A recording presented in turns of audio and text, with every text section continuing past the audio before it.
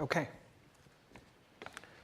So I'll just introduce all the members of our panel, starting from the right side to my left, to your left as well. We have the first CIO, we have Param Bedi, who's the Vice President for Library and Information Technology at Bucknell University, located in Lewisburg, Pennsylvania. He leads an 85 staff member organization at Bucknell and serves on the editorial board for the Bucknell University Press. Param also serves on the board of Keystone Initiative for Network-Based Education and Research, KINBER, a nonprofit coalition of Pennsylvania's education, research, healthcare, economic development, and other nonprofit-based communities. Prior to joining Bucknell University, Param served as Vice President for Technology and Library and Chief Information Officer at Arcadia University in Glenside, Pennsylvania. At Arcadia, he also taught courses in finance, management information systems, math, and educational technology as an adjunct faculty member. Param received his MBA in finance and an MS in management information systems from Temple University. Please give a warm welcome to Param Bedi.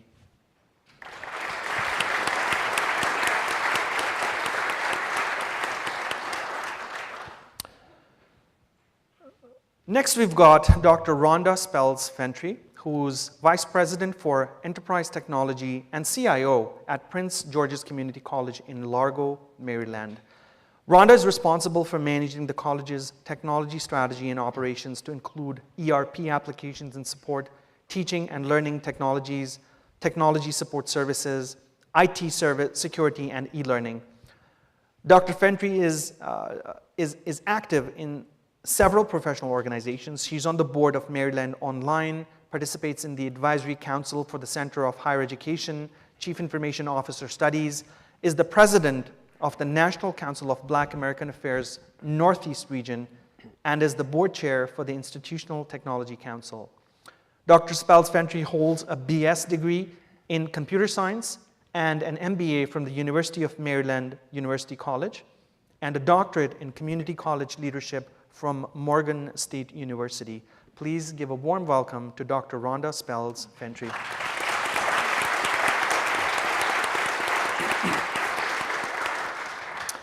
We next have Ray Lefebvre, Vice President and Chief Information Officer at Bridgewater State University in Bridgewater, Massachusetts. With 34 years leadership and information technology experience, the last 10 within higher education, including the University of Massachusetts Medical School, Mr. Lefebvre, together with his team at BSU, has enriched student learning, increased efficiencies, and enhanced communications while reducing costs, improving service delivery, and strengthening regional partnerships. Mr. Lefebvre holds a BS and MBA in Business Administration, both summa cum laude from Nichols College, and is a graduate of the Harvard Business School Management Development Program for Academic Leadership. He also holds ITIL Foundation certification and is an Oracle Certified Database Professional. Ray and 60 of his BSU IT staff volunteered with Habitat for Humanity Cape Cod and have recently launched the BSU IT Cares Community Assistance Raises Everyone's Spirits volunteerism campaign to help others in need and to advance the university's commitment to improve the human condition across the region. Please give a warm welcome to Ray Lefebvre.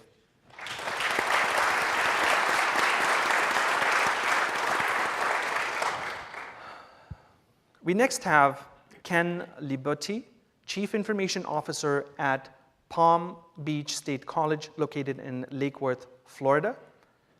Ken recently joined Palm Beach State after 20 years at Broward College, where he served in many different roles over the course of a 20-year career, culminating in the Chief Business Officer role. This included ownership of the Project Management Office.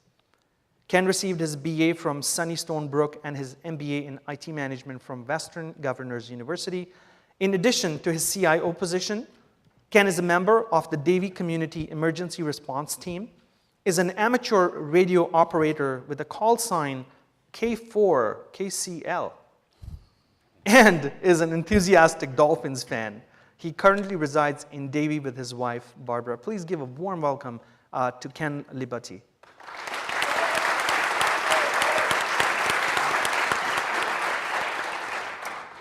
We next have Thomas Pagano, Chief Information Officer at Johnson Country Community College, JCCC in Overland Park, Kansas.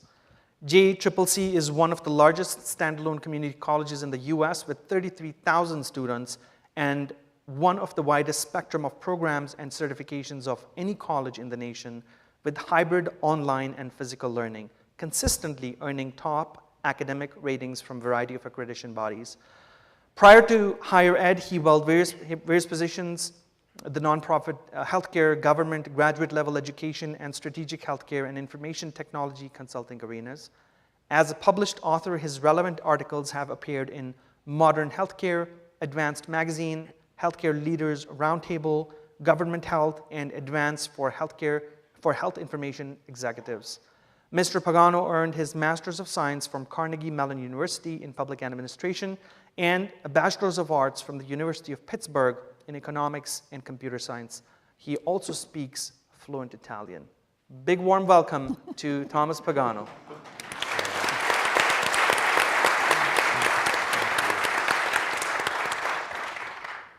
And I hope the online stream is working and a lot more people are joining as we move forward.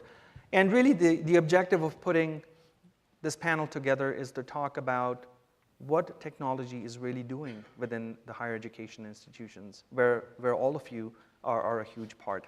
And I'm hoping this is going to be a great learning experience for us to know exactly, specifically, what each individual is doing, what their roles are, and what's happening within their institutions.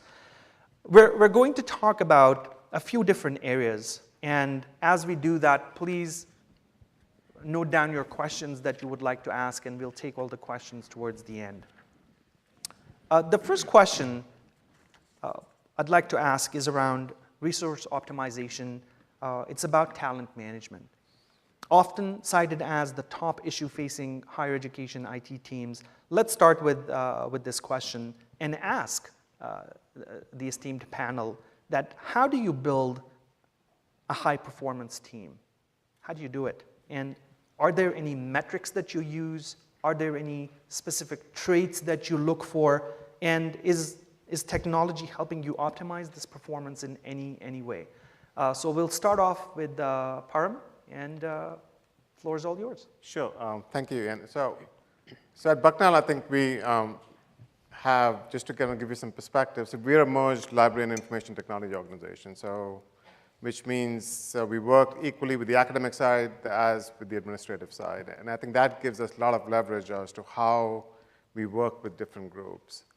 And to kind of answer your question about resources, I think one of the things that I always look for is whenever we're kind of looking to fill positions or creating new areas, is what are some of the institutional priorities that we're trying to meet? So I'll give you a couple of examples. So in the last, I would say about 14 months, I've hired 4 senior level positions in my division, and none of them have come from higher education. So I mean, a lot of us in higher education, I mean, when we're kind of writing a job description, that's the first thing we write, right? We need higher education experience, and I think that's kind of really served us well. One came from healthcare, one came from financial services, one came from insurance. And so I think it's always kind of looking at what are the institutional needs that we're trying to meet and really kind of looking for the best candidate that's going to kind of do that. I think, and that's really in some ways freed us from our notion. I mean, I myself was guilty of doing it, is we always look, oh, this person doesn't have higher experience, they don't know us because we are so unique, right?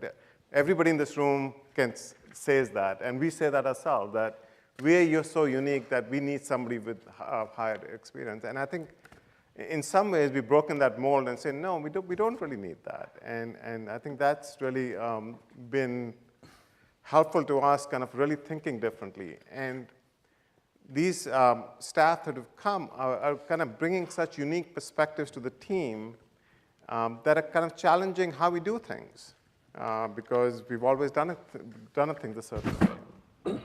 And I think that's really kind of helped us grow. They're learning from us, but we're also learning from them.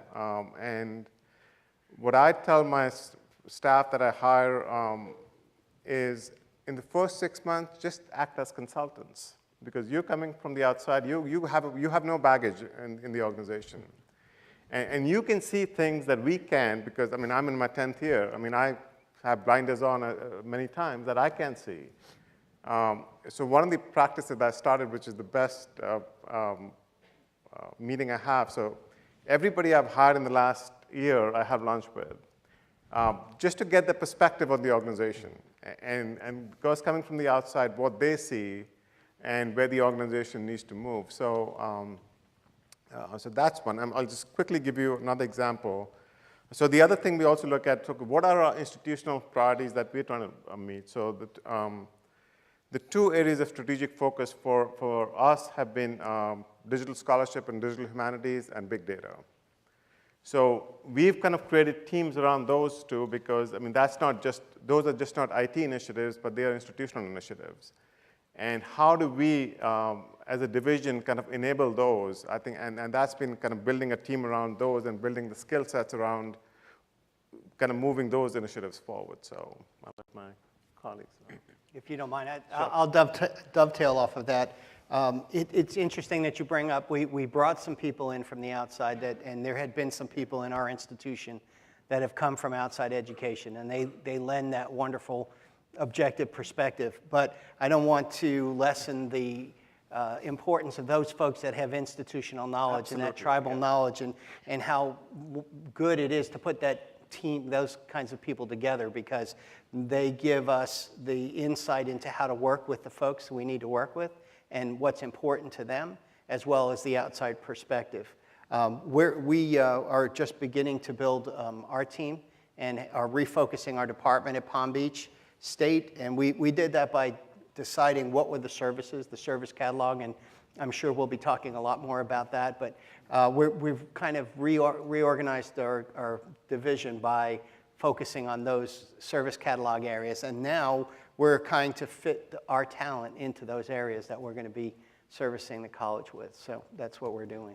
And to switch gears a little bit away from, temporarily from, the hiring process, to bring it into project management and talent management and resource optimization, and the importance of how project management plays in that process. For example, all of you guys are making it possible for your staff to be successful. The fact that you're leading your teams with IT service management and with project management is really what builds your talent base, is investing in professional development, and your project management using Team Dynamics, for example, as a platform example. This helps to build up your ranks and make them stronger. And I'll add, at Prince George's Community College, we're responsible for all of IT, so we are centralized. So we're doing administrative technology, academic technology. So as you can imagine, we always have more projects than we have resources available to work on those projects. So for us, resource optimization is really about creating cross-functional teams and allowing our teams to work with others to expand our capacity, but more importantly, trying to put those frameworks in place that really make our team more productive. For example, implementing ITIL. We implemented 4DX, and really trying to give staff tools that they can use to maximize their capacity and capability has been really important for us. Well, I'm last, and that's probably a good thing, because I have 16 years of healthcare experience and almost 2 years of higher ed, so I'm going to learn as I go. I talk to optimization sort of like an art and a science. My experience is that you have to sort of come at it from the top and the bottom. So, it kind of starts with a general governance, and I don't mean governance with a big G, it's all formal, but some kind of a semblance of governance. And at the same time, you have to have some level of operational excellence, whether it's ITIL or some other framework. And until you achieve sort of a level of trust between the IS group, IT group, and others in the organization, it's kind of difficult to show optimization in general. So there's sort of the internal optimization that you look at what you're doing and figure out how efficient you're being, and then there's the outward optimization in terms of showing and illustrating that to the stakeholders, et cetera. Lastly, I'd say that one of the things we've done is created a monthly operating report. It's not rocket science or doesn't take a genius to do it, but what it does is it looks across the board, across each of my direct reports, and it sort of tunnels down into some details. For an example would be in our security space, we look at patches, and so we graphically show, the number of patches that have been applied. That's kind of a very simple one. We would do the same with project completion. It's basically a way to show our folks through team dynamics what the outcomes look like, what we're producing, and then we take that and roll it into a presentation that's more cabinet level. And I think it's worth noting that we're all in a position to inspire and empower our project teams and our information technology teams and everyone in our institution. We're in that unique position, all of us in this room, to do that. And to, once you inspire them, empower people, and to then get out of the way. Just let people do their job. You definitely have checks and balances in place, but that's what we're here to accomplish, really, and we have the tools and technology to do so. I always tell my people that I will always give them the credit for the good things we do, but I'll always take the blame for anything that goes wrong. So I want to make sure that they're successful. And to piggyback on what Ray said, I think it's important for us to recognize this is not only about IT. It really is about us partnering and being that business partner in eyes and ears. And I think Ian said earlier, we're expected to be the innovators, but really it's a partnership. And I think inside of our institutions, how do we build those strong relationships with our functional areas so that we are bringing to life what their expectations are in terms of where they see their businesses going. And that really is the power in what we're able to do as IT professionals. I think that's a great point, because IT should not be kind of viewed as just kind of doing projects on the side, but they need to really be integrated on what's happening on campus, both on the academic and the administrative side. And I think that the transformational value comes from those strategic partnerships, and I think that's where you need the high-performance team and the high-functioning staff who are kind of actually doing that on a daily basis, and it's not something that happens once in a while, I think. And at Bucknell, I think that's what we kind of strive for on a daily basis, is how do we transform what we're doing? How do we, and not looking at it from a technology perspective, but more from an institutional perspective. So. Now let me ask a sub question within that. What are some of the specific traits you're looking for when you're looking at talent management? Is there anything specific you're looking for, starting from Param, if you don't mind starting the chain from here? I'll go with that one. Please. I think from a talent management standpoint, it's a term that's used in a lot of different ways, and I think we'd all define it. Say 5 or 10 years ago, we would have defined it one way, and now it's become a little different, and that's because the drivers and the needs have changed. So I think, I guess 3 points on this quickly. One, I think you have to know what you have, first of all, because you got what you got, sort of thing. And then you have to supplement that. And the thing I'd say about choosing good talent isn't just to look at an individual or a few individuals as where do they rate on their talent scale, but how are they going to fit in with the folks that are there. And I don't mean just technological skills or things like that. We have a multi-generational workforce now, and you have to really consider those kinds of relationships. So it's become more complex. The way at least I define talent is to look at various things like that. And number two, I would say that it's very important, obviously, to have the raw skill set. It's very important to just have that technical skill set. And actually, assess whether it's practical, whether it's hands-on. A lot of people look good on a resume or LinkedIn, but when they really sit down and explain what their skills are, say in security or something, it doesn't come through. And then lastly, obviously, is culture. Are they going to fit in? Higher ed, from my perspective, coming from healthcare, actually the two are almost identical in terms of the culture and the way they work. Things just move a little slower in higher ed, but it's okay. I mean, students late versus somebody dying in the emergency department. But lastly, basically the culture. You want to make sure there's a good fit and a good growth potential. So it's kind of. So I would add kind of two to those. One is how well they can collaborate with others on campus and within the teams. And I would say in the last year, the one that's kind of becoming increasingly important is being a change agent and change manager. How do they do change management?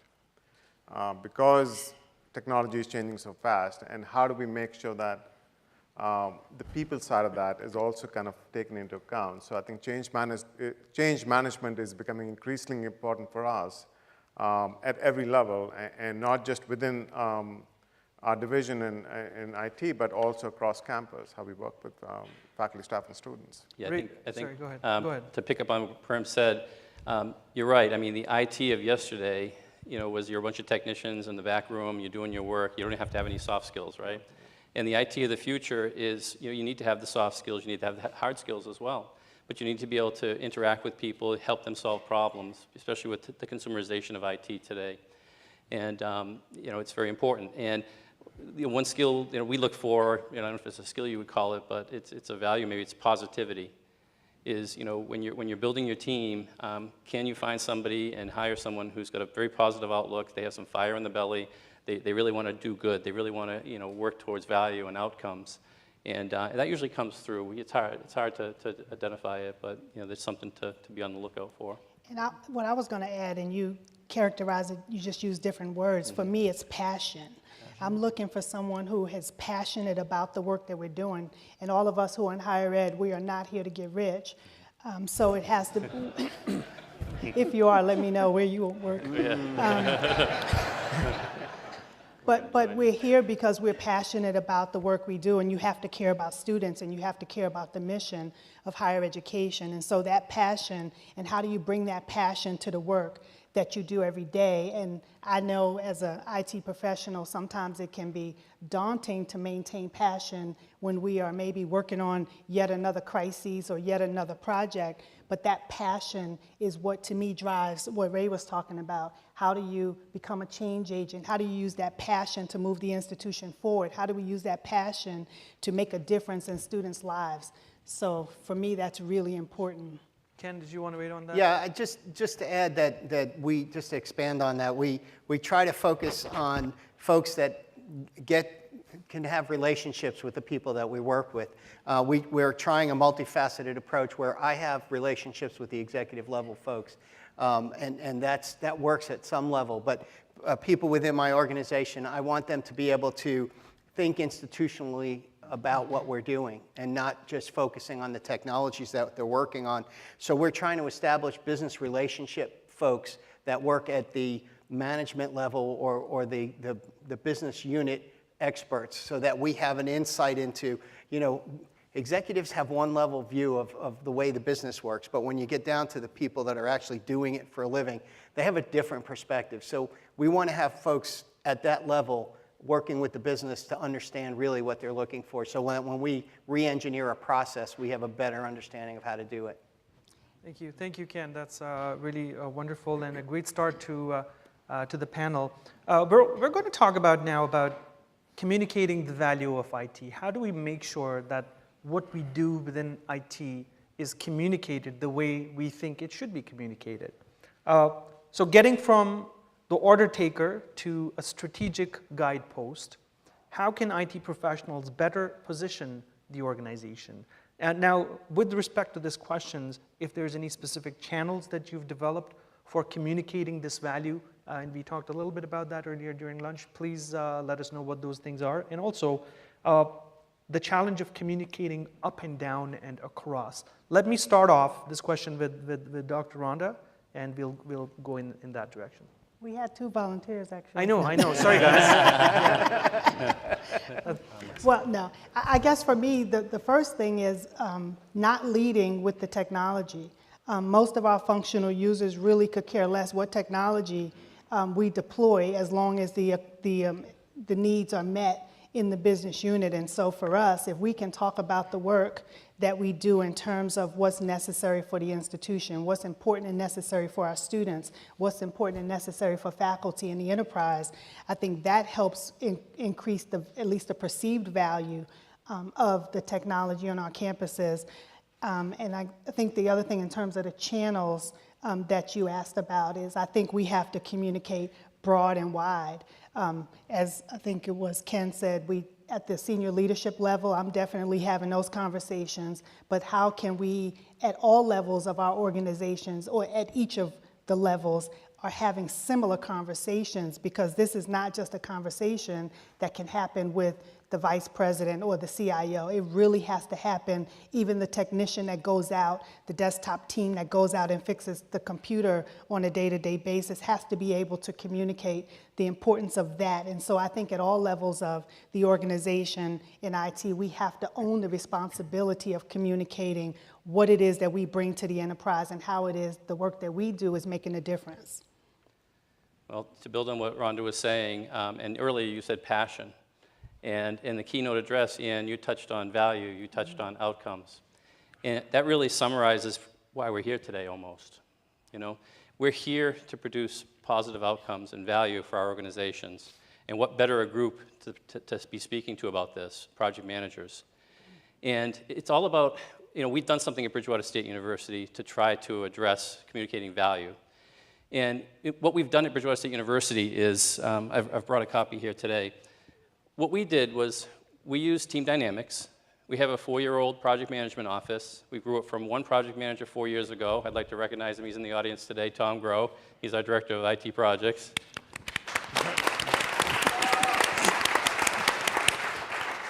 4 years ago, we started a journey with 1 project manager, Tom. We now have a 4-person project management office. We partnered with Team Dynamics. We're very glad we did so. Because of that, we've matured quite a bit, but we're not totally where we need to be.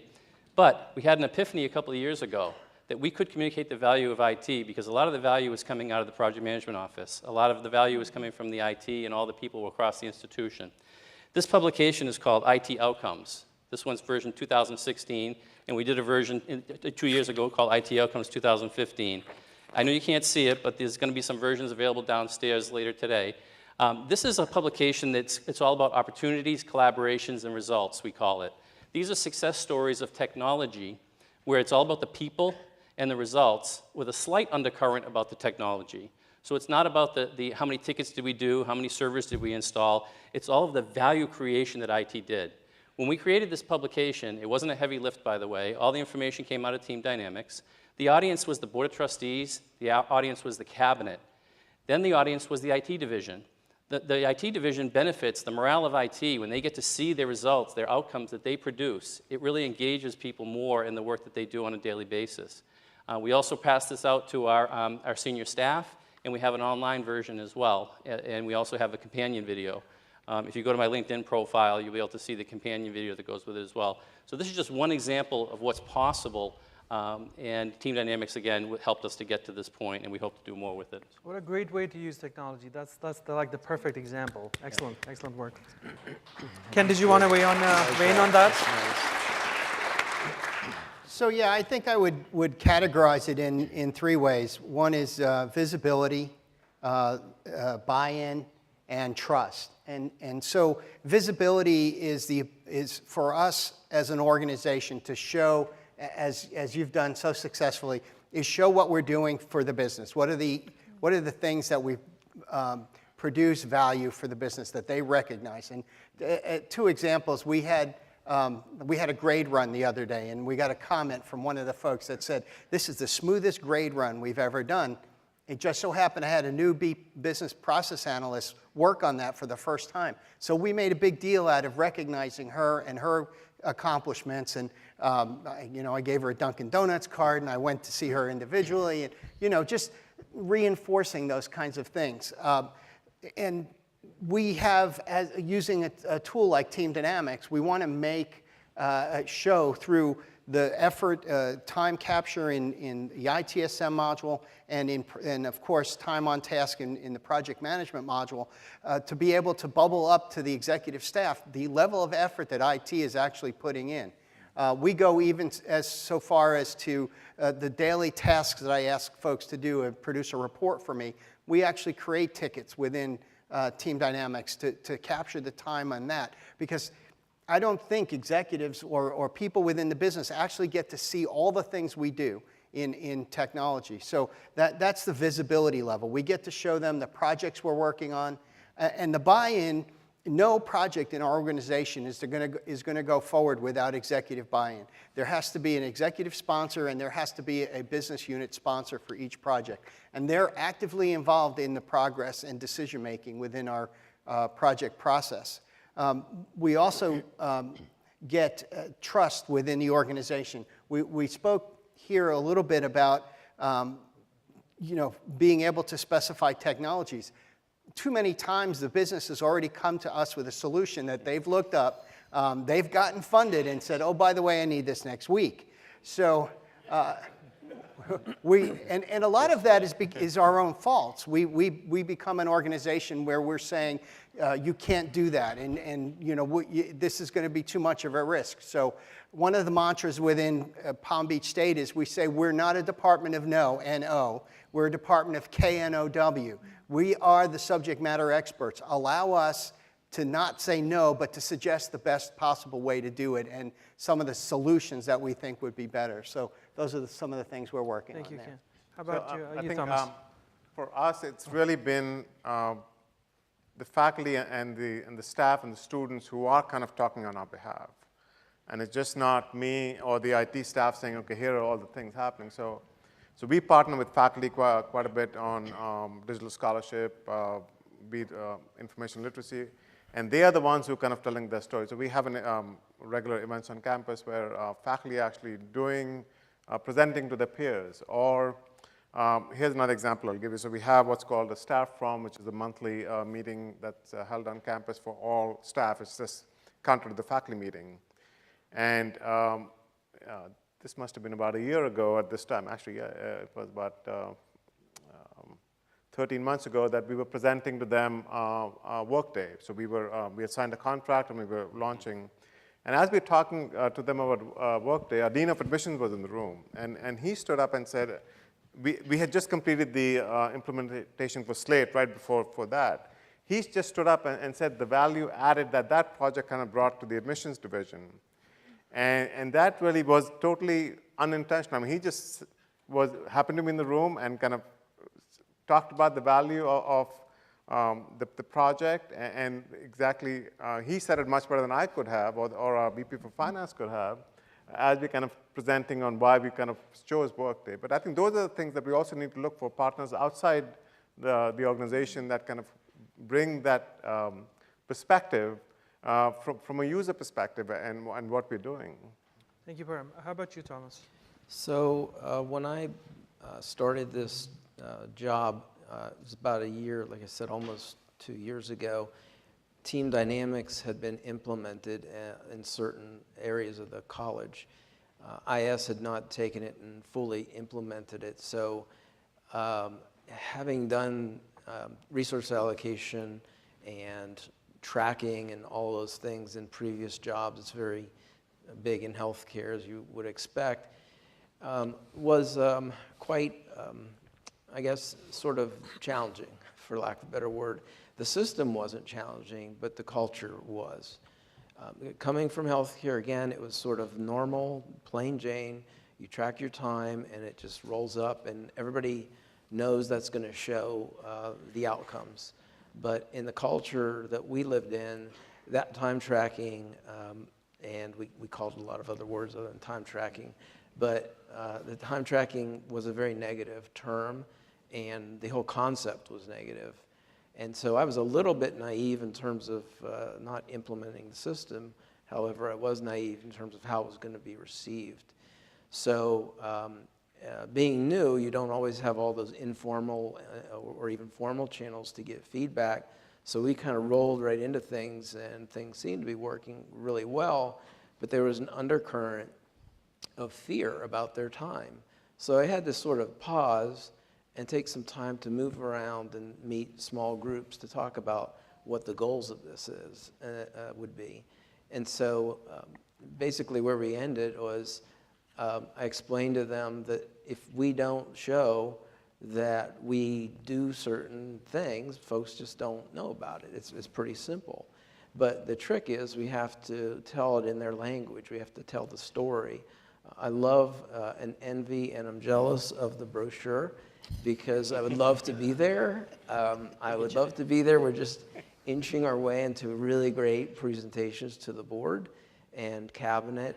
But I think the most important thing that IS does is execute, and that's to reach the outcomes of the students in the school. To reinforce one thing you said about time and effort reporting, we also, in our project management office, took that challenge on. And like you said, it was a journey to get where we are. But one of the values we created out of that, and we kind of were hopeful, was being able to justify additional headcount. Is we're always saying we need more people, we don't have enough resources to do the work.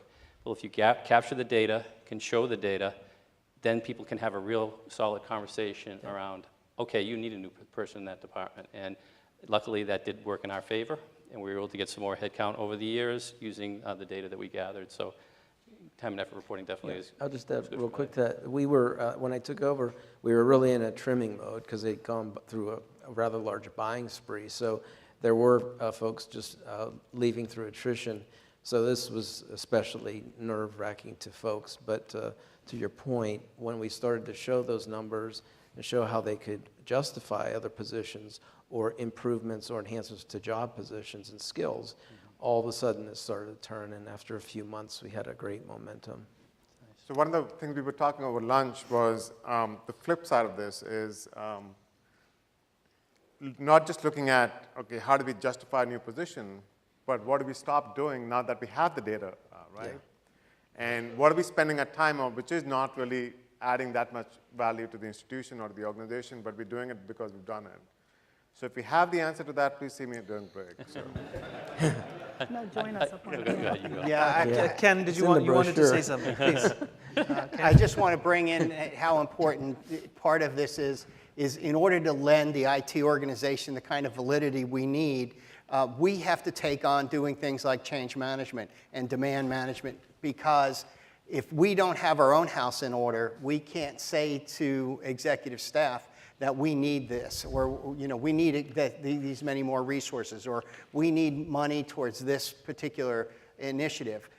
So it's very important, and one of the biggest things that I came across when I came to my organization now was the fact that we're overwhelmed and we have too much work to do, and it's coming in from so many places. So getting a good change management organization in place and processes is really highly important. And the very fact is that you've heard the adage in IT that 80% of downtime comes out of changes, right? So that in and of itself gets us the kind of time and energy to put towards the things we really should be doing for a living. And one last thing I have to say is when Param asked about at the lunch table, what did you stop doing, Well, one of the interesting things I shared at the table was because of project management, our functional directors were what we call accidental project managers. They're not trained project managers, and they were trying to do project management. They were trying to run their functional departments. And we talked about how implementing team dynamics and good project management practices freed up those functional directors to be successful at their day job, their real job. So we stopped doing something, but it just made room for more value creation by investing in project management. Thank you, Ray. That actually builds some grounds for my next question, and I'd like to start from you and go in that order. Is talk a little bit more about the key building blocks of a stellar PMO office. Now, understanding how to build out a PMO and how to help instill the discipline across campus in various areas. Now, there's a few different facets underneath this. Is what is your staffing and organizational structure when you build that PMO? What is the cross-functional buy-in and the education needs of that department? And last but not least is, how do you continue holding that torch prevent atrophy of the group, and encourage the use of technology to make PMO work? Well, if you leave here today with one bit of advice from me at least, that is, if you haven't established a project management office, please do so. Start now, start slowly. If you're already doing it, continue to invest in it. As a CIO, I sleep better at night knowing that I have a project management team in place and we have a project portfolio and we have that going. So that's a key takeaway. It's worth it. We started our journey at Bridgewater State University about 4 years ago. The other bit of advice is start slowly. We grew year over year. We started with a single project manager. We started by showing the value of project management and bringing the value of project management to bear one project at a time. Pulling back from the functional directors, for example, it wasn't easy. They wanted to keep project managing because there's a certain amount of pride and ownership of things, even though it wasn't their full-time job anyway. We built it over time. I think the secret of building a stellar PMO is to do it slowly, to invest in PMP certification. It's definitely beneficial to have the right training and investment in professional development and invest in it. And I'm kind of, proud to say, too, that if you invest in project management, it pays dividends. We're now at a point of maturation where we're having elevated conversations with the president and our cabinet about institutional project management. It's like now that IT has our arms around project management, we continue to try to mature it as well. We're talking about what about all the institutional projects that really are like business process improvement. They have very little to do with technology, but they might benefit from project management as well. And one last thing I must say is that you need to have a solid project and portfolio management platform to use as well, because that's where you keep all your project artifacts, your project charters, and everything else you need. It's just, and have a passion, like you said. The last thing I have to say about the passion is be a champion. Be a champion of project management. Somebody has to be a champion, and if no one's a champion, it's not going to go anywhere. Don't be afraid to be a champion.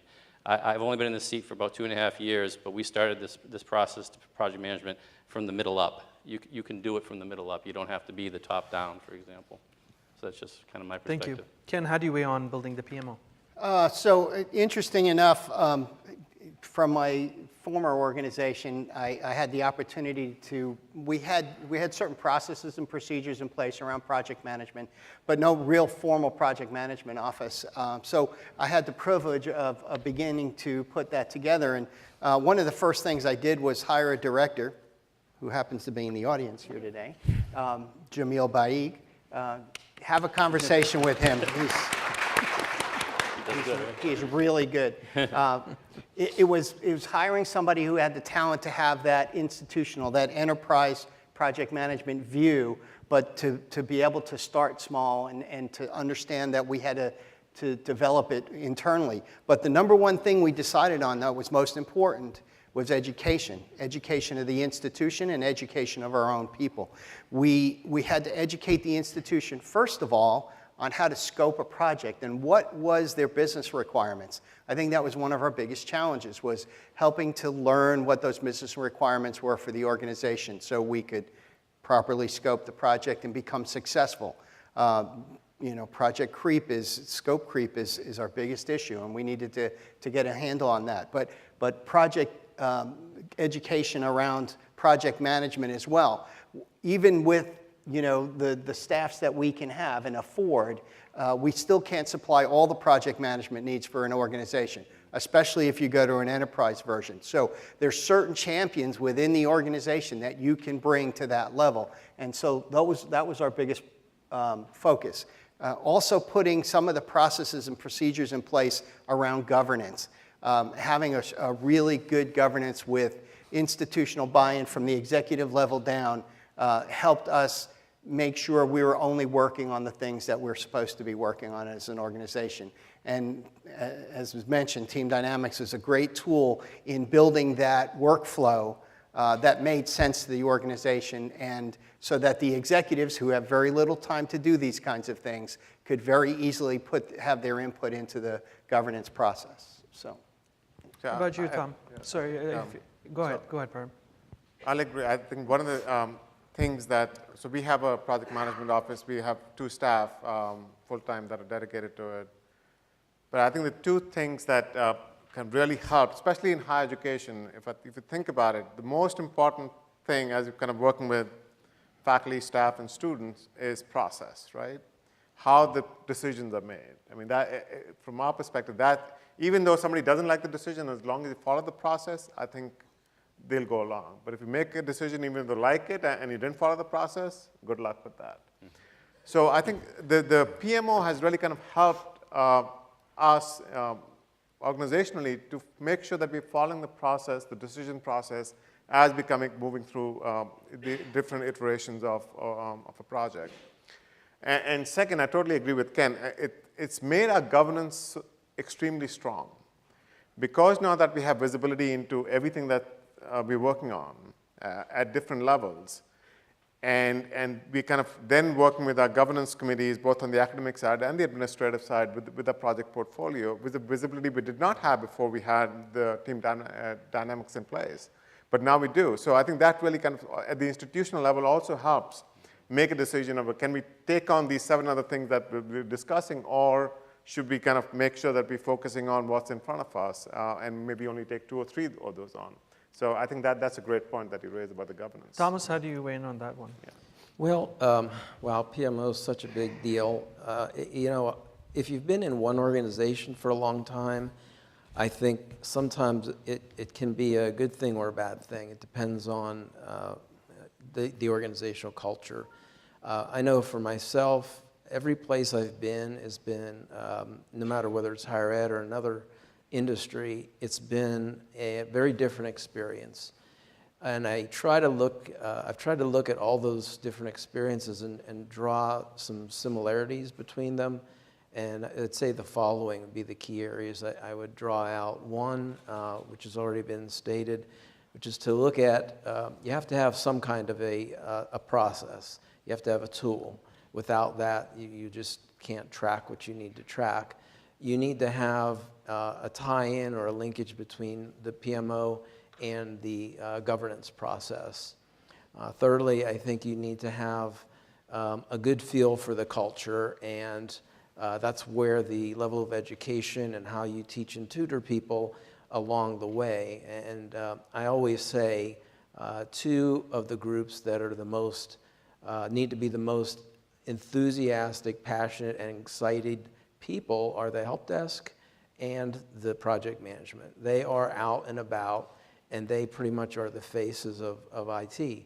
So I think when I look toward developing that, I look for the skill sets, I look for the collaboration, and I look for the tie-in to the culture. Those are probably the key things. Rhonda, how about yourself? So at Prince George's Community College, we are actually in the process of putting together PMO. We do not have a PMO office. So if you are at an institution that does not have a PMO, can I see your hand? Oh, good, I just wanted to make sure I wasn't alone. Yeah, so we are, by default, IT professionals are project managers because we are often implementing some software, some solution, and by default, they're projects. And so we are, by default, project managers. One of the initiatives that our institution has been working on is really formalizing the project management function that has been happening within IT for years. And so we are really trying to take a pretty methodical approach to that. So I appreciate the feedback that my fellow panelists have provided. So one is a tool, recognizing that we definitely need a strong tool. And we actually have not implemented team dynamics. We don't have a tool right now. And I think this is our approach to it is taking that approach where we are going to do this very thoughtfully. So even coming to a client conference for a tool that we haven't implemented yet, because we really wanted to make sure that we are doing this right. So one is a strong tool. Second is training, making sure that the team that will be identified as the project management team have the appropriate training and governance. We're realizing that our governance structure, we have governance, but it really is not really tight enough to support the the project management approval process that's needed to really balance out our capacity with the institution's needs and the budget. And so really looking at it. So on one hand, I feel like we're in a really good place because we have an opportunity to take our time and make sure that we put all the foundation in place to make sure that as we approach this, that we can be most successful. But we've been doing this for years without it. So retraining the college community to recognize that you can't just talk to us in the elevator about a problem and it become a project. It's going to be... No more? And then come to you next week and say, why isn't it done yet? Right, and then come to us next week and want it right. And so that's the next phase of this. I will say that since we are doing shout outs to our teams in the audience, I also wanted to use this project as the first way to create that cross function. So in addition to IT team, we also invited our information system, our information center, which is our centralized one-stop shop for all other kinds of inquiries on campus, financial aid, admissions, registration. And we actually have that manager here because this will be, for me, project management is not something we can do within IT. So how can we start this process by bringing along a non-IT person to an event like this to really hear sort of the solution that we're considering. And then when we're ready to roll out, it's not just something that IT will come back and say, wow, look at this great thing, but we actually have functional user that's here with us, and we will start this off as a team. So that's sort of how we're approaching foundationally our approach to project management. And now if we could just get those positions for project managers, I think we'll be good. Could I just add one Thomas, last go piece? ahead, please, yeah. Something that I don't think's been brought up, but I have to sort of draw it out. When I arrived at JCCC, they had a term for the PMO. It was the poor man's PMO. And what that meant was it was sort of an organically grown form of a PMO. It didn't really have its own box, if you will, on the org chart, yet it functioned really well. It had functional experts that met with stakeholders, and they almost rolled a business analyst and a project manager together.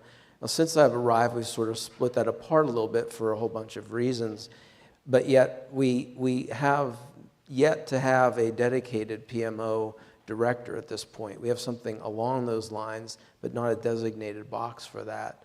And I think those of you that are somewhere between on the spectrum of not having anything and having a full formal one, don't feel bad like you have to rush to get that formal piece, because it will evolve. You just have to make sure you've got a good plan and educate your staff on what you're trying to accomplish. Thank you very much. Does anybody want to give a quick comment on how do you prevent atrophy within the PMO? Has anybody experienced that, or have you tried to address that? Please go ahead, yeah. Quickly.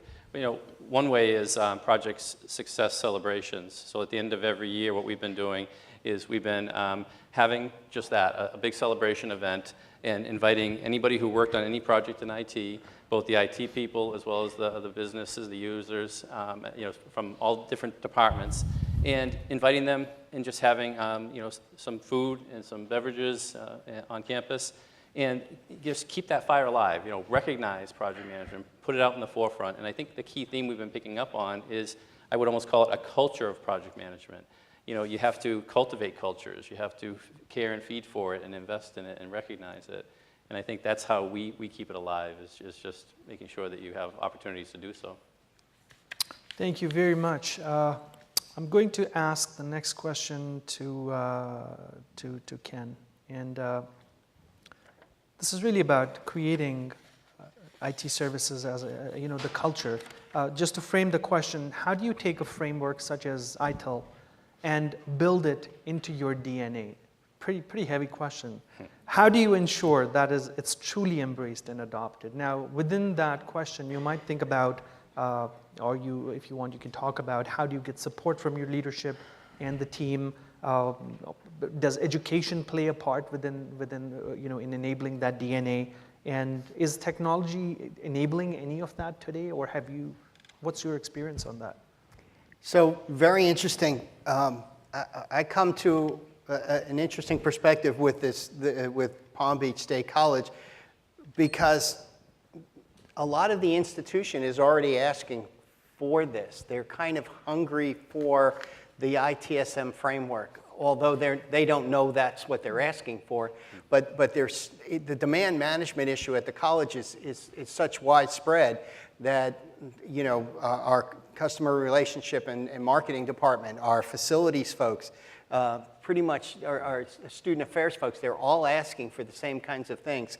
And so I've already spoken about change management and how important that was internally for the IT department. But being able to capture the demand college-wide through a ticketing system, or, you know, and then manage the work that's being done on those things is very important.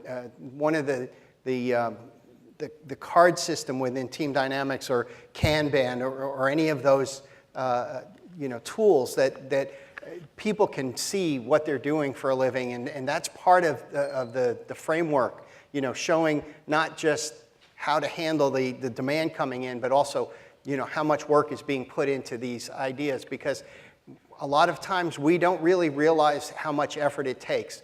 A big part of what we have to do, not only for service management, but project management, is give estimates about how much time we feel certain things will take for us to accomplish it. Keeping track of those things with a tool like Team Dynamics and keeping track of work, and we talked earlier about time management. We call it work management. We don't want to know how much time you took for lunch, or how much time you took to go to take a break, or, you know, went to the bathroom, or those kinds of things. We're not interested in that. We want to know time on task for tickets, and time on task for regular work that you're doing, and time on task for project tasks. So it's a matter of the demand management and also understanding how much effort we're putting into those things. Thomas, you want to weigh in on that, please? Yeah, basically we think it's rather interesting when you come back and look at this, because we're not, you know, different people are at different levels of understanding this, and you know, I read so many magazines and articles and so on it. I guess the way we've approached it, and this is, thank you, this is kind of probably because I've got some very seasoned long-term folks on my leadership team, Sandra, Shannon, Mary, go ahead. They have looked at this as a process, and I really value that they've done that, because while each of them has looked at the service management from their own area, for example, customer service and the service catalog and our academic support, technology support, and how they work with Education Technology Center, and our administrative systems director, and how she deals with a whole number of things that they deal with. But the thing about it is they've looked at it longitudinally, and we've come to the conclusion that we really need to look not just within IS, but outside of IS. So one of the things we did at the college was bring access control into IS so that we would start to make the onboarding process a lot easier. And when you start to look at those processes, you find a lot of non-value added steps in there. So it's kind of broadened my mind a little bit in terms of how we apply the service management modules and service management processes. But it's only beginning to kind of show its value, but I'm sure that within the next year, we'll see some of those synergies and some of those outcomes that we'll be able to illustrate. Thank you. Param, how about yourself? So at Bucknell, so we have on the service side, actually my colleague Steve O'Hare, who's the Director of Technology Services, he's here. So his portfolio is technology support, classroom and event support, and equipment desk. And I think really kind of looking much more holistically, rather than looking at these 4 different silos, but how do we kind of combine from a service perspective, how do we kind of bring things together, both from an assessment, from a skill set perspective. And I think a great example of this, we were just talking at dinner last night. So we have somebody retiring on one of the teams, and we've decided not to fill that position because of the visibility that we have into the data of all the services that we're providing to the campus, which we didn't have before we implemented team dynamics. So I think that's an example of really showing the value of now that we have all the information that we need, what are some of the cross-training opportunities between these 4 teams? How do we make sure that everybody's engaged when there's a downtime for one team? How can they facilitate something on the other side? I think so. That's now we getting to that point into the staffing decisions as well. Looking at, okay, how do we make sure that I have to say, we have a fantastic service organization on campus. And I'm really proud to be part of that team. But now really looking at how do we make sure that we're combining the different functions in ways that we hadn't done before. And I think because of the visibility to the data that we have, we are able to make some of those decisions now. Thank you. Rhonda, please. Thank you. At Prince George's, about a year ago, we sent a core group of people to ITIL Foundations training. We have about 6 or 8 people from key support units inside of our organization who are ITIL Foundation certified, and that was the start of it. And from that, we started looking at different processes and deciding in which order we wanted to implement which module, and what is the low-hanging fruit that we could take away and make sort of immediate impact for our end users on our campus. And what we quickly realized is, without a tool, it really became difficult for the tech team to translate. So for example, we've been talking about service catalog.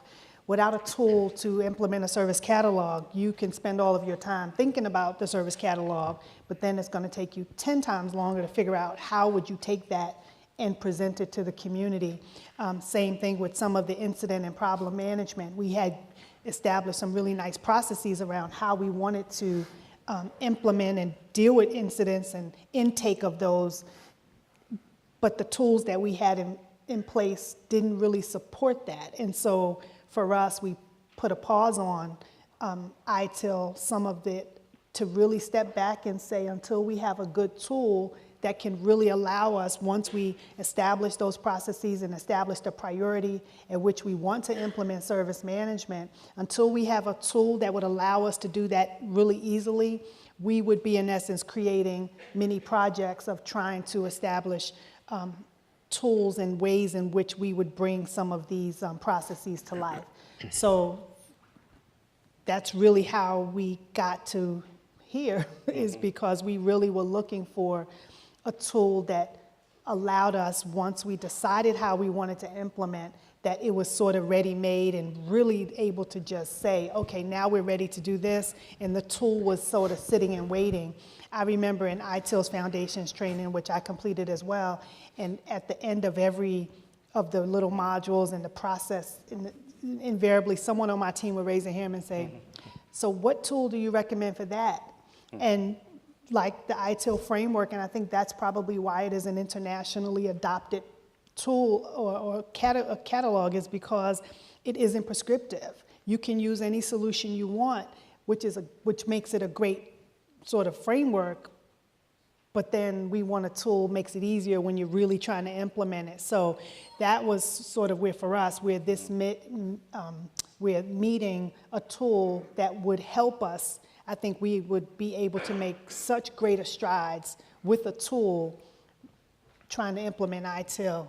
So I'm excited about the possibility of how we can sort of get over the hurdle and not have to spend our time now thinking about who's going to develop the service catalog platform, who's going to develop the configuration management platform, and that really we can have all of that in a tool, which is really exciting. Thank you. Thank you so much. And Ray, please, it's your turn. At Bridgewater State University, we have established a shared vision for our IT team, and it's to provide innovative technology services, solutions, and outcomes inspired in partnership with you. And it's a multi-loaded sort of shared vision. It's a vision of the future. We need to achieve it. We need to work towards it. And you see the word partnership in there. You see the word outcomes in there. You see the word inspired as part of that vision of the future. And for us, we have just started our journey for IT service management because of that shared vision. We had to take care of project management first, and we've made some great strides in that area. And now we're starting the journey of IT service management. We're similarly, with all my peers up here, into ITIL. You know, we're doing the training, we're starting to socialize the concept of it. And for us, it's all about moving from, the order taker, the typical order taker, just supporting, being a support role, to wanting to move to a services organization, services, and then moving and becoming ultimately a business partner. And so it's definitely a journey. We just started about 9 months ago, and we're happy that we've started that journey. And for us, it's going to be interesting because you talked about service catalogs. And my biggest fear is, you put that service catalog up there, and will somebody use it or not, And I'm wondering if you have to provide a cash incentive for every time someone submits a ticket through there. 10 cents for every ticket you put in, and at the end of the year, we'll give you a kickback, But we're excited to start the journey, and many of you in the audience I know are further along than us, and many of my peers here are further along as well. So hopefully we'll have opportunities to collaborate together and partner with Team Dynamics on it as well. And training is important. That's what we've been doing. Please go ahead. Yeah. Yeah, so just to add a little bit on to what I spoke about and to what we've discussed, it's taking the service management system and turning it from what has typically been an IT management, ticket management system to a customer-based system where it's something that they want to take hold of and actually use the service catalog and tell us. We were discussing at lunch how would we do it, and one of the tools in Team Dynamics is the portal, the client portal, and how do we best take advantage of that? And we were discussing the fact that using a search tool at the very top and not giving them the help desk phone number at the beginning and the help desk email at the beginning, but a search bar about what is it that you need from us, or what is it you're looking for us to do for you, and then maybe the service catalog, and then finally in very small print at the bottom, the phone number for the help desk. Right. And I think the cash incentives actually come on the other end for the satisfaction surveys, not on the giving us the tickets. We'll get too many tickets that way, right? Yeah, we rolled out a service catalog last September, and we used the Team Dynamics tool to create that. And I think one of the things that we realized, it was kind of developed by the IT staff. So we also have a student advisory group that we meet with. So once we took it to them, they totally turned it upside down as what they were looking for. So if you're thinking about this, please make sure you're kind of talking to your students as well, because and your faculty and staff. And at a faculty committee meeting, one of the faculty suggested, which was I think a great suggestion, which we actually are doing it, says make this the service catalog the home page for your division on the campus portal. So that's the first thing anybody sees when they go in.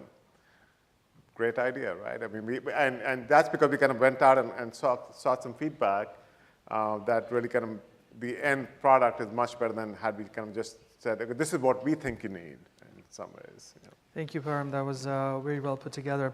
Now, we're almost heading towards the end of the panel, and I know you all want to be here forever, which will not happen.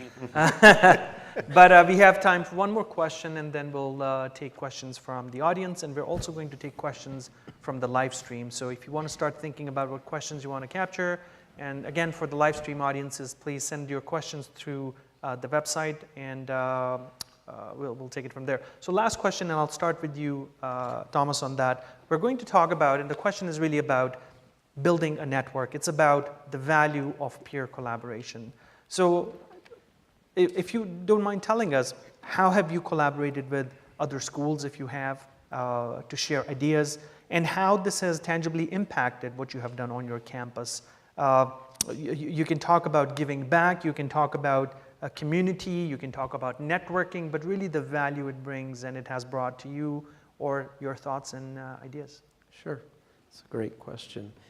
I guess I'm a little different, probably, well, in more ways than one, but when I came to Johnson County Community College, it is sort of the jewel of Overland Park, Kansas, if you will. It has been there many years. It has a huge community investment. The investment is incredible. We have a museum. We have 43,000 students. And so there was a lot of network already there, to be honest with you. We have a huge performing arts series. And so for me, it was more plugging into that network as opposed to creating it. And what I've done is, it's kind of simple, but just started attending events.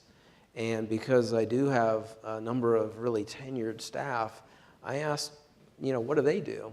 and got on the mailing lists and just started to seek things out. For me, I'm a big Twitter guy, so I was always out there checking what I'd need to join. Same for LinkedIn. But it's really important for us because a large part of our funding does come from the property tax base. So I view my position as very much outward facing. It's the last thing and maybe the highlight of what we've done. It wasn't me per se, but as a college is we built a collaboration center. And it was a major investment by our college to put in place a large multi-use space. It's not simply an active learning classroom, but it's that on steroids, if you will. It has a lot of not just shiny penny technology, but it has resources in there to help and assist everybody from students to community, et cetera. And really the primary driver, frankly, behind it was to bring community events in. And that has really been now going on, I believe, about a year, has really started to increase. So I think it's just things like that pretty much I've used. Thank you. Param, please. So I think higher education is, I think, one of the probably only industry where everybody wants to talk to each other, right, and help each other out. And this was, I think, about 4 years ago. So we didn't have an information security officer. We didn't have a budget or a position to hire somebody full time. So I reached out to 2 other colleges at that time, and we've actually hired a CISO together because none of us could afford one. And so we said, well, let's all pool our resources together and get somebody together. And we had that arrangement for 3 years. And it worked out really well. And I think now we have a full-time CISO because we have a enterprise risk management program in place, which is coming from the Board of Trustees. So our needs have grown, obviously, like I'm sure all of you. But I think that's how we need to kind of start thinking about it. Instead of doing everything on our own, like on our own campuses, how can we think about like pooling our resources together? And how do we kind of do those things?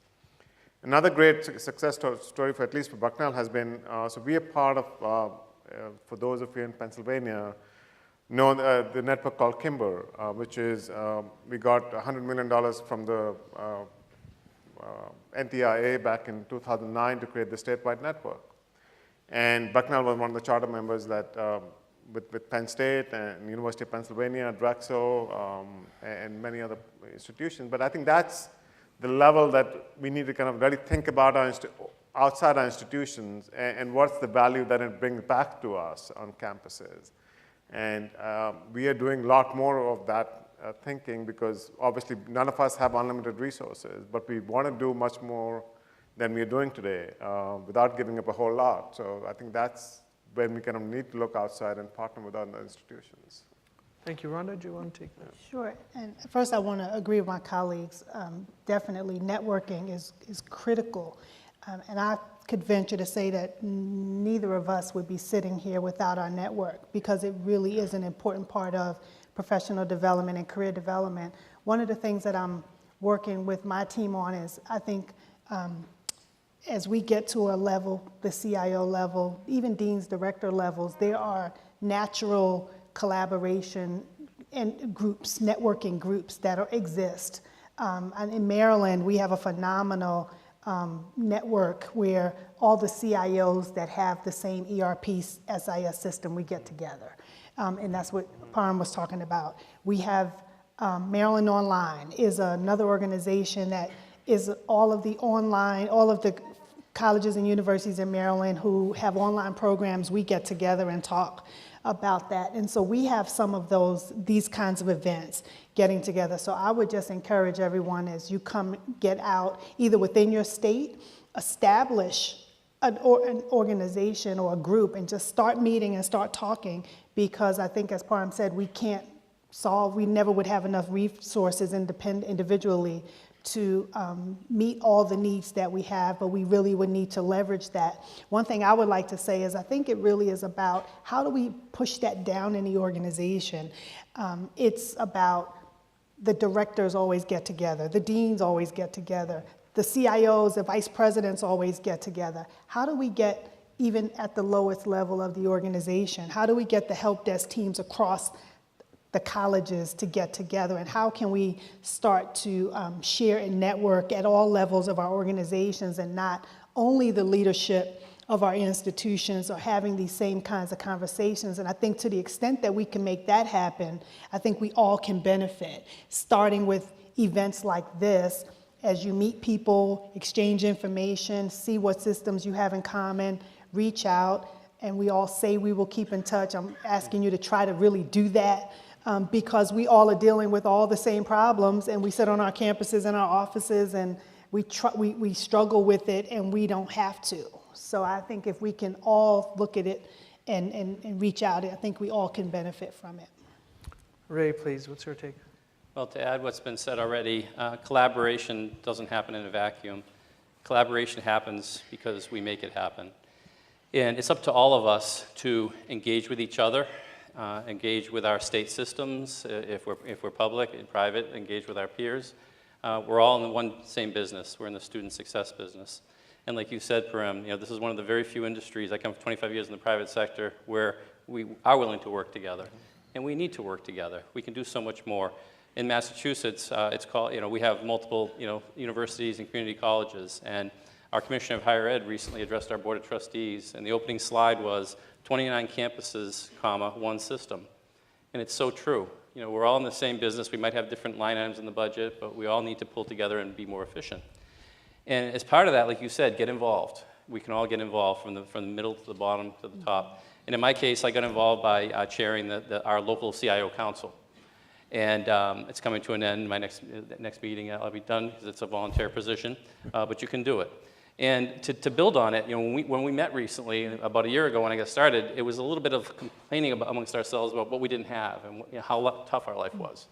But really, I heard an undercurrent of success stories brewing throughout the CIO Council. So yes, I have another brochure. What we did was we produced another publication called CIO Council Outcomes, or CIO Outcomes. And these are all success stories of how we collaborated across the system and how multiple schools partnered, like you said, to hire a common CIO, to partner on an ERP or a banner implementation or student information system. And this was actually targeted for the Board of Higher Education and the Council of Presidents in our system. Plus, back to your campuses, you can take it back and show your staff how you're not only impacting the lives of students on your campus, but also the lives of students across the whole state and across the nation and across the world. So I think collaboration is a golden opportunity. One other thing we can do as leaders is we can engage people to volunteer and get out in the community. Like you said earlier in my intro, we did a Habitat for Humanity volunteer campaign where IT went out and did volunteer work at Habitat for Humanity. But this year, like you said, we started an even higher challenge and said, look, instead of helping one organization, let's plan for the whole year ahead. And basically, we have a volunteer program in our state where you can volunteer, up to 7.5 hours a week, and you get reimbursed for that. Well, the state funds that already. So I ran the numbers and figured out how many volunteer hours we could have. We could have 5,400 volunteer hours if we all volunteered each day, each month. And set the target goal of half of that number, 2,500 hours. And I'm proud to say we're 2 months in, and we've already volunteered about 350 person hours out into 20 different institutions, and nonprofit institutions are benefiting.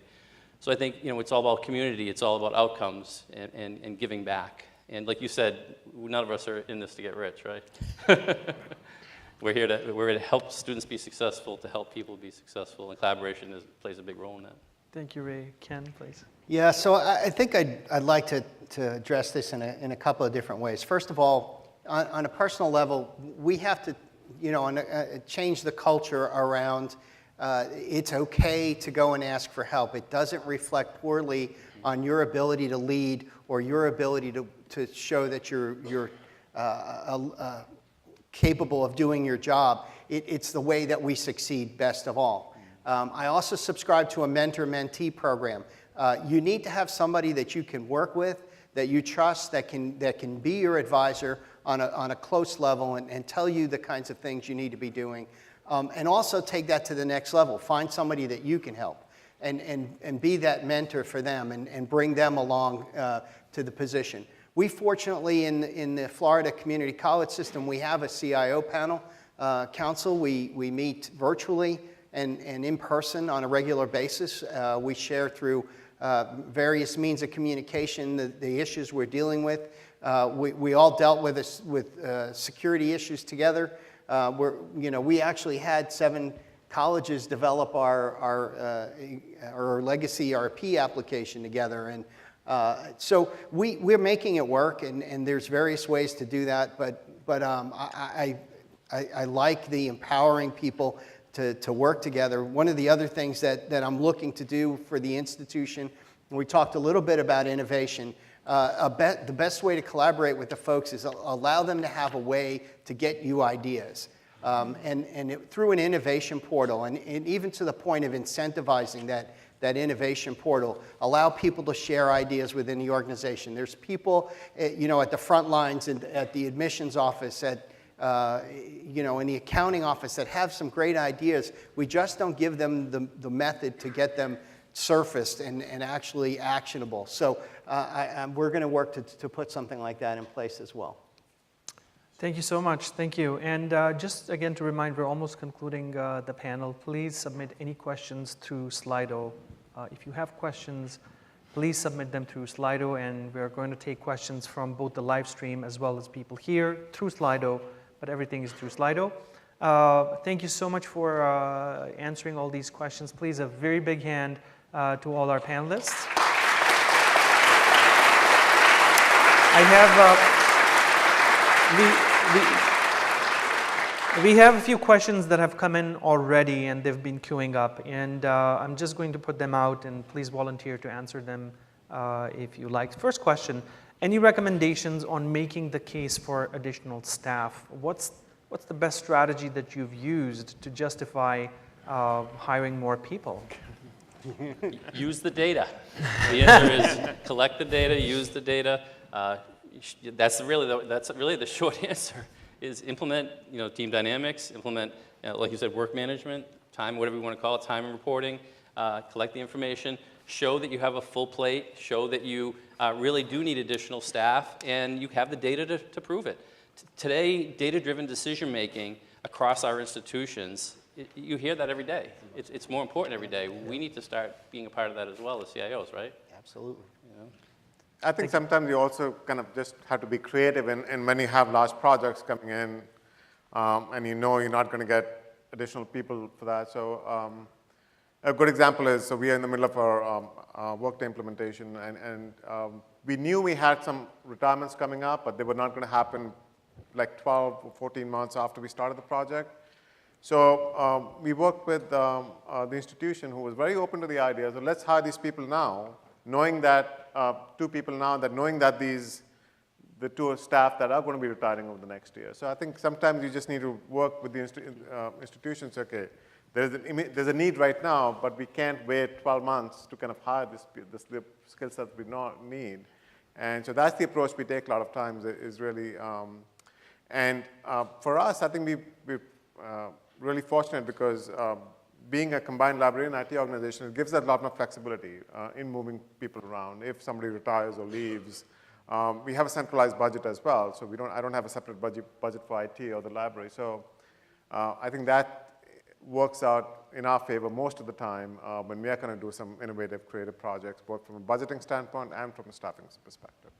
Rhonda, please go ahead. Yeah, and I wanted to add, one of the other things, if you think about hiring new staff, and a lot of institutions that's probably pretty hesitant to do that, and it has more to do with the long-term implication, right? When you hire an employee, just like we would want to believe that if an institution hired us, that they did so with a long-term intent, right? And so sometimes it is really about not wanting to make the long-term commitment to a particular skill or a particular position. So one of the things that we've been doing is bringing in consultants and having them perform that particular task to show the value that if we had someone here doing this work, here's what we could accomplish, here's what we can achieve. So, and there's no long-term commitment to that, but at least we can establish sort of what it's possible. So I think understanding the institution's perspective of why a new employee might not be the ideal, or why there's some serious long-term implications of hiring full-time staff. So you have to be creative about how you can approach, and I think it's very much still very connected to the communicating the value of IT. Let me jump to the next question, and I know, Ken, you wanted to answer the previous one, She but let me stole give my you. thunder. It's okay. Rhonda Perfect. said exactly what I was going to But say. here's We're another good. question. If we could really summarize this and talk about the one thing that you guys are awake at night because of the reason, that's the reason, what would it be? What is keeping you up at night? Tough question. Please, Thomas. For me personally, it is how to establish the culture that will be adaptable for the future. And the reason that is something that keeps me awake at night is because I don't really know what the future is. And when I think about, back to the last question a little bit, when I think about bringing on new staff, it's the numbers, but it's also predicting what we'll need 12 or 24 months from now, and establishing enough credibility around my crystal ball to know what that need is, so I can show we need to hire that talent now so it's ready when we get there in this world of bimodal staffing. So for me, it's maybe it's an overused term, but it's the culture, it's the talent, and it's really how do you make those work together effectively and illustrate that in execution and outcomes. Anybody else wants to weigh on that? Sure. It's if I expand it out a little bit more, it's around investment. Are we investing in the right things? What risks are we willing to take? You could spend a lot of money on security, and security is, one of those things that we always say keeps us up at night. But you could spend a lot of money, and somebody's going to figure a way around it. And so, have we done enough? Do we have the right people in place? Are we investing in the right things? Are we meeting the students' requirements? That's something that's really challenging for us. The audience we have today is a lot different. The digital millennium, they're looking at how to do business differently.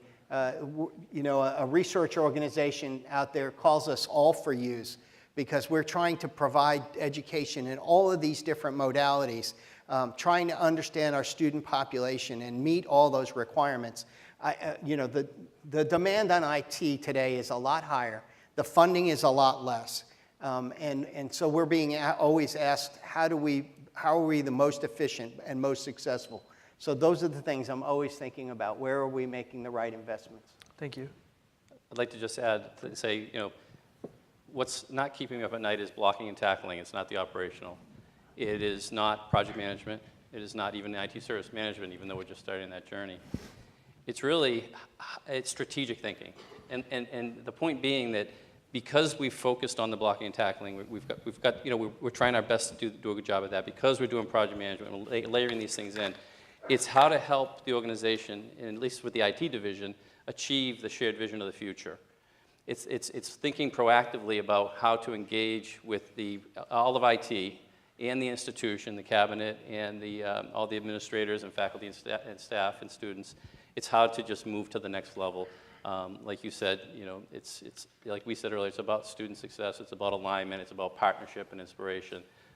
So I'm thinking that's a good thing to be staying up at night thinking about those kind of things versus am I worried about something that's going to break or anything like that. Sure, stuff will happen, but I feel confident we have a good team in place and we're building for the future. Mm-hmm. Okay. Anybody else on that? So I think for me it is what's said is really, are we kind of creating the strategic opportunities for the institution? And it's not about the technology. But I think that's what the future is. But you have to have a strong service foundation. You have to have a strong project foundation. You have to have everything else in place to kind of take that next step. So I think it is a building block. But for me, that's where I get most excited about, but I'll lose more sleep over that, the same issue as well. So. I'm going to squeeze in, Rhonda, did you want to say? Okay. I'm going to squeeze in, although we are over time, I'm going to squeeze in 2 more questions because that's what they asked me to do here. Sorry. But I have a lot of questions around culture, and I'm trying to summarize them. But let me ask about the future, online learning, distance learning, and the whole dynamic of how the education industry is changing. What do you see happening as a result of technology as an enabler for and with online education happening? How do you see the industry changing in the next 5 to 10 years? Ken, go ahead, please. Sure. So it was kind of what I was just talking about. It's educational personalization around education. Not necessarily providing all of these modalities, but it's gathering the data about the students and our customers and understanding, not just how they learn and how they're most effective in completing a program, but what other factors are affecting their ability to learn, and how do we provide services and education environment and technology to make them the most successful, right? So that's our goal. We want to make we want to get the students in the door because we have the best possible programs. We want to make them successful as they go through the programs. We want them to complete, get a certificate, a degree, and then have a transition. Do they go into a position or do they go to a next level higher education facility in our case? But it's understanding not just the learning modalities, it's understanding lifestyle and being able to personalize and being flexible enough as an organization to provide that personalized education, whatever format that may be. Thank you. Anybody else on that? The future of the higher ed industry? Rhonda, please go ahead. Yeah, and it's funny because this is related to what keeps me up at night, and it really is are we as higher educators going to be able to respond to what is going to be demanded of us as we watch all the other industries around us changing, and the Amazons and all of those companies that have really found ways to engage their consumers by thinking of what they need before they thought of what they needed and providing it to them. And for us, I don't think it'll be obsolete, but are we in jeopardy of becoming obsolete because we're not keeping up in that same way, and everyone is expecting technology to save the day? And so as the person who is responsible, at least on some level, for the technology strategy at the college, will I be creative enough? Will my team be creative enough? Will we as an institution within an industry be able to really make a difference and provide what our students, customers, need before they know they need it? So how can we leverage data that we have? We have probably more data than some of the Amazons and the Googles have, but are we leveraging it in the same way to make that kind of difference for students in their academic pursuits as we are in people's personal, pursuits as it relates to consumerization? And so I think it really is going to be about how do we take the information we have inside of our institutions and really change this experience and create an experience that reflects other things that are happening in the world that we live in, and not be in the bubble of this is higher education and it's always been this way and this is how it is.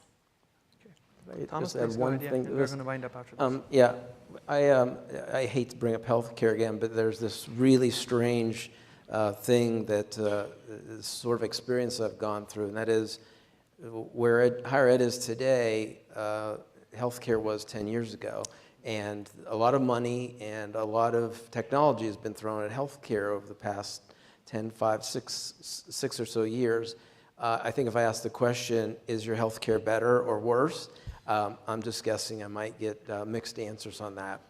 The same applies to higher ed, and the reason that healthcare was forced into doing that was because it had to achieve outcomes, and the same goes for education today. And what that meant was you had physicians, hospitals, and insurance companies that had to work collaboratively, and it didn't matter what technology you put on top of that relationship. It needed to work underneath that, and it's the same, I think, in higher ed. Those relationships need to evolve at the next generation in order to take that technology and actually make it work for the student. And so Bucknell is a residential institution, so we don't have any online programs or anything. But I mean, just looking at higher education and long term, I think one of the things that we don't talk about often, which I think is going to come, is our company is going to start providing the training and what they need. So Cisco can do networking better than any of us can teach networking in some cases, right? And Amazon can teach AI, and McKinsey can teach strategy. So is that what we should be also thinking about, not just about online, who's providing online education, but are companies now also getting into, okay, what are the skill sets we need from the out of the gate from the students, and how do we provide those trainings? And is that the other thing that we need to start thinking? It's not going to happen in the next 3-4 years, but I think that's something I would bet that we need to start at least paying attention to, and how that market evolves. Yeah. With that, thank you very much. I would like to thank everybody for being part of this amazing panel and sharing your experiences, insights, and outlook. This contribution is what helps build community, which is the core of what we are doing here at this conference. Again, Param Bedi from Bucknell University. We had Dr. Rhonda Spells-Fentry from Prince George's Community College. Please, a big hand for everybody, please. We have Lefebvre from University of Bridgewater, Kenneth Libutti from Palm Beach State College, and Thomas Pagano from JCCC. I would also like to thank everyone who is watching the live stream. It has been a pleasure to be part of this program, and we'll hopefully see you here or at the TDX Summit 2018 in person and not on the live stream. So goodbye to everybody on the live stream. And for those of us who are here in person, we will have a 30-minute break now.